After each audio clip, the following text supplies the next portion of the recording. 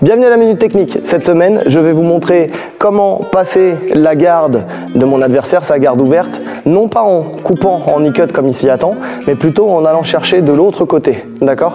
Donc, j'ai mon adversaire qui est face à moi. Déjà, je vais rentrer dans son espace, dans ses jambes. Donc, je vais venir, contrôle hanche, contrôle genou.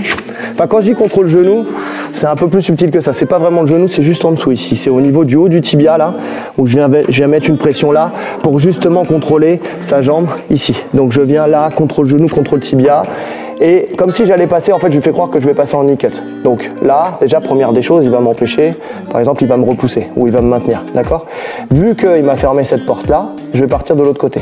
Donc je vais juste tendre mes jambes et venir isoler son genou sous mon aisselle.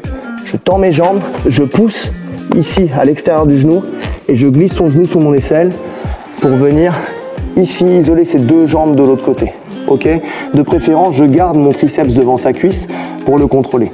L'idée, c'est pas forcément de coller ces deux jambes, mais juste d'avoir ma poitrine suffisamment en pression pour qu'il ne puisse plus réouvrir son genou. Essayer de réouvrir son genou, là, c'est compliqué. C'est pour ça qu'il ne faut pas monter trop haut sur lui.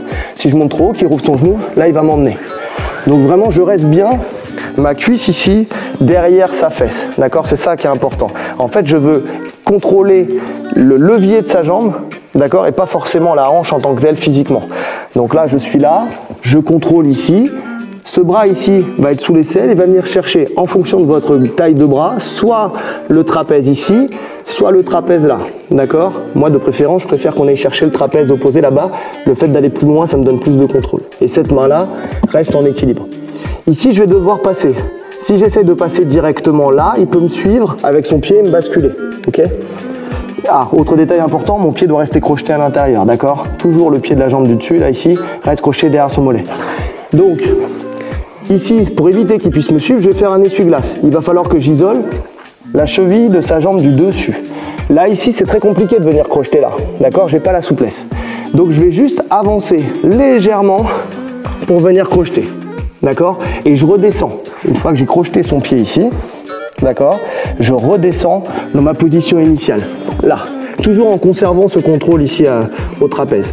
Une fois que je suis venu là et que j'ai crocheté là, j'ai plus qu'à passer ma jambe par-dessus la mienne et relâcher mon crochet et venir naviguer derrière lui en mettant un petit coup d'épaule, la pression avec son épaule pour repasser son bras devant.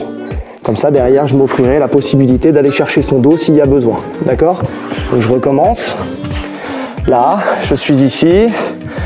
Je contrôle ici le haut de son tibia et sa hanche. Je rentre à l'intérieur. Je vois qu'il me ferme la porte. D'accord? Donc, ma main glisse à l'extérieur de son genou. Et là, tout de suite, je pars d'un coup d'un seul, complètement de l'autre côté. Et je glisse son genou sous mon aisselle. Là, boum. Et je l'isole. 1, 2, contrôle trapèze. Ma main posée au sol. 3, j'avance mes hanches pour crocheter son pied et je redescends. D'accord? Dès que je suis redescendu et que j'ai crocheté son pied, je viens, je passe ma jambe par-dessus la mienne et je gravite derrière lui. Ici, petit coup d'épaule pour passer son bras devant et je suis dans mon contrôle.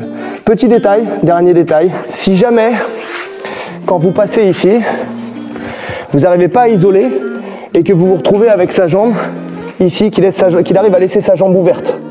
D'accord? S'il laisse sa jambe ouverte ici et que je ne peux pas l'isoler là-bas, c'est pas grave. Ce que je vais faire, c'est que je vais prendre appui avec mes mains là pour venir crocheter son pied derrière. D'accord? Je vais venir, je vais avancer sur lui, ici, mettre une grosse pression avec mes hanches sur son tibia. Et regardez bien ce qui va se passer avec mon pied.